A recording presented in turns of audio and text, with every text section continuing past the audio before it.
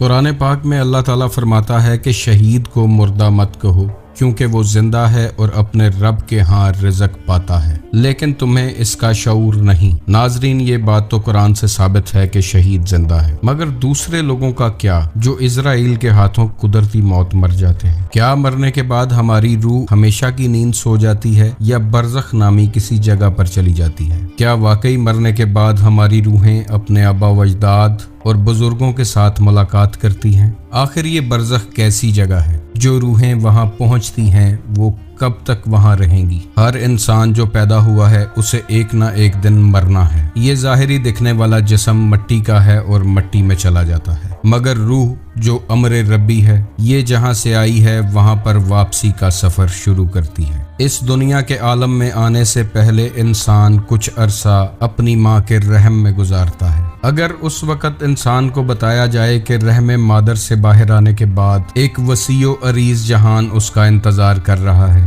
جس کی وسعت کا اندازہ تم رحم مادر میں نہیں لگا سکتے، تو شاید اس بچے کے لیے اس وقت میں یہ سمجھنا ناممکن ہوگا۔ اسی طرح جیسے ہمیں کہا جاتا ہے کہ اس دنیا سے جانے کے بعد ایک وسیع و عریض جہان ہمارے انتظار میں ہے جس کا نام عالم برزخ ہے، تو ہم میں سے بہت سے لوگوں کے لیے یہ سمجھنا انتہائی مشکل ہوتا ہے۔ جس طرح بچہ پیدا ہونے کے بعد ایک نئی دنیا میں داخل ہوتا ہے، اسی طرح انسان اس دنیا میں مرنے کے بعد ایک نئے جہان میں آنکھ کھولتا ہے، یعنی کہ وہ اس جہان فانی سے انتقال کر جاتا ہے۔ عالم برزخ کے بارے میں مزید جاننے سے پہلے ویڈیو کو لائک کیجیے گا، شیئر کیجیے گا اور چینل کو سبسکرائب کیجیے گا تاکہ آپ کا اور ہمارا رابطہ بنا رہے۔ ناظرین، سب سے پہلے تو اس بات کو جان لینا ضروری ہے کہ دنیا کی یہ زندگی جسم اور روح کا مرکب ہے۔ جسم جو کہ مٹی سے بنا ہے، اس نے آخر مٹی میں ہی چلے جانا ہے۔ سزا اور جزا کے فیصلے روح کے ساتھ ہوں گے۔ یہ دنیا ایک گزرگاہ ہے اور روح کا یہاں سے گزر جسم کے بغیر نہیں ہو سکتا۔ اسی لیے جیسے ہی روح اس مادی جسم کو چھوڑتی ہے تو وہ جسم بے جان ہو جاتا ہے اور روح اپنے اگلے سفر پر نکل جاتی ہے۔ ناظرین، زندگی اور موت کے درمیان جو سب سے بڑی رکاوٹ یا بیریئر ہے، اس کا نام برزخ ہے۔ یہ ایک ایسی دنیا ہے کہ مرنے کے بعد روحیں جہاں منتقل ہوتی ہیں۔ اس عالم میں انسان کی روح زیادہ آزاد ہوتی ہے اور اس کی طاقت بڑھ جاتی ہے۔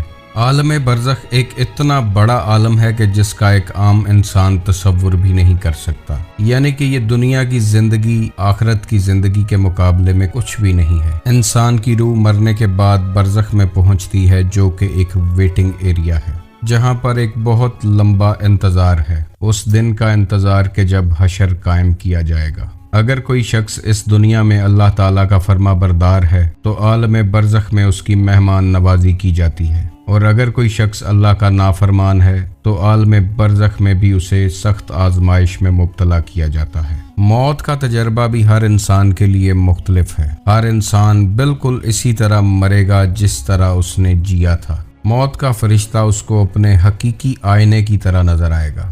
خوش نصیب لوگوں کو موت کا فرشتہ انتہائی خوبصورت شکل میں نظر آتا ہے۔ یہ لوگ جب اس دنیا سے جاتے ہیں تو سینکڑوں فرشتے ان کا استقبال کرتے ہیں۔ خوشبو، روشنیاں اور نور انہیں گھیرے ہوتے ہیں۔ وہ فرشتوں کے قافلوں کے درمیان چلتے چلتے برزخ تک پہنچتے ہیں، جبکہ بد نصیب لوگوں کو موت کا فرشتہ انتہائی بھیانک شکل میں نظر آتا ہے، یہاں تک کہ ان کی روحوں کو ان کے جسموں سے پھاڑ کر اللہ تعالیٰ کی طرف لے جایا جاتا ہے، اور یہ لوگ بدبودار ماحول اور آگ کی لپیٹ میں برزخ تک پہنچتے ہیں۔ ناظرین، برزخ بالکل اسی طرح ہے جیسے آپ ایک ملک سے دوسرے ملک جا رہے ہوں اور راستے میں کسی ایئرپورٹ پر آپ کو کچھ دیر کے لیے ٹرانزٹ کے انتظار میں بیٹھنا پڑے۔ اس دوران آپ کے پاس اگر بونس پوائنٹس ہوں گے تو آپ کو فرسٹ کلاس لگژری لاجز میں ٹھہرایا جائے گا۔ آپ کو مفت کھانوں اور خاص مشروبات کے ساتھ دیگر کئی سروسز دی جائیں گی، لیکن کچھ مسافر ایسے ہوں گے جن کے پاس بونس پوائنٹس نہیں ہوں گے۔ انہیں اس ٹرانزٹ کے دوران کئی مشکلات کا سامنا کرنا پڑے گا۔ انہیں وہ سہولتیں نہیں دی جائیں گی جو بونس پوائنٹس والوں کو دی جا رہی تھیں۔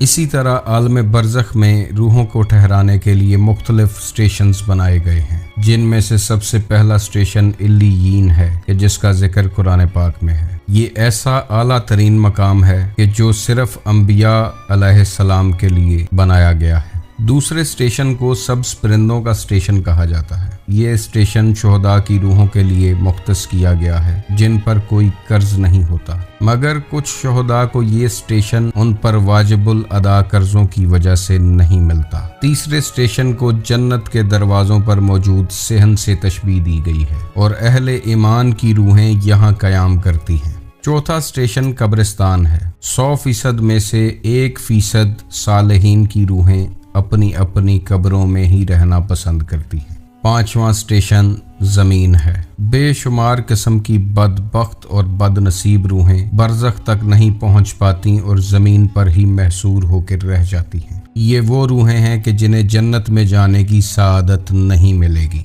छठा स्टेशन एक देगची की मानंद है जो कि इंतहाई तंग जगह है। ये स्टेशन ज़नाकारों की रूहों के लिए बनाया गया है। सातवां स्टेशन खून की नदियां हैं। इंतहाई बदकार और शरीर रूहें खून की नदियों में रहेंगी जहां ऊपर से इन पर पत्थर बरसते रहेंगे। आठवां स्टेशन सिज्जीयीन है जिसका कुरान पाक में जिक्र है। ये आलम बरज़ख का इंतहाई निचला और गिरा हुआ स्टेशन है। काफिरों की रूहें इसी स्टेशन पर रह जाती हैं। जितना ऊंचा स्टेशन होगा उतनी ही रहमत खुदाबंदी उस रूह पर बरसेगी और जितना नीचे का स्टेशन होगा उतना ही अल्लाह का गज़ब और अजाब रूह पर उतरेगा। नाजरीन, जो रूहें आलम अरवाह में इकट्ठी थीं और एक साथ रहती थीं, उन्हें इस दुनिया के आलम में भी करीब तरीन मकाम पर उतारा जाता है ताकि वो एक दूसरे को पहचानें और एक दूसरे की मदद करें। यही वजह है कि आलम बरज़ख में भी रूहें अपने करीब तरीन लोगों के पास यानी अपने आबा व अजदाद के पास पहुंचती हैं और उनसे मुलाकात करती हैं। इंसान की हकीकी जीत ये है कि वो आलम बरज़ख में बुलंद मकाम पर फायज हो जाए और इंसान की असल हार ये है कि वो ऐसे मौके को खो बैठे। अल्लाह ताला कुरान पाक में फरमाता है कि ये दुनिया की ज़िंदगी सिर्फ खेल तमाशा है। आलम दुनिया हो या आलम बरज़ख, कामयाबी का राज अल्लाह ताला के साथ जुड़े रहने में ही पोशीदा है। अल्लाह ताला इंसान की शाहरग से ज़्यादा करीब है। अगर आप अपनी ज़िंदगी के हर लम्हे में अल्लाह ताला को अपने साथ महसूस करते हैं और आप मार्फत इलाही के लिए कोशां रहते हैं तो इंशाअल्लाह कामयाबी आपका मुकद्दर होगी। अल्लाह ताला आपको और मुझे इस दुनिया में रहते हुए अगली दुनिया को बेहतर बनाने की तौफीक अता फरमाए। आप खुश रहें, आबाद रहें और रहमत खुदाबंदी के साए में रहें। अल्लाह हाफिज़।